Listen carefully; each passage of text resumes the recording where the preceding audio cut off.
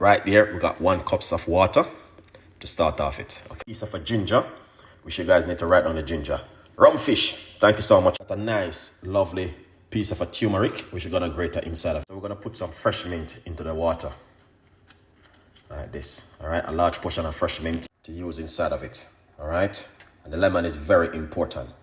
Right here, this is the lemon I'm using. Put some garlic, roughly about 2 to 3 cloves of garlic into the water. As you guys can see,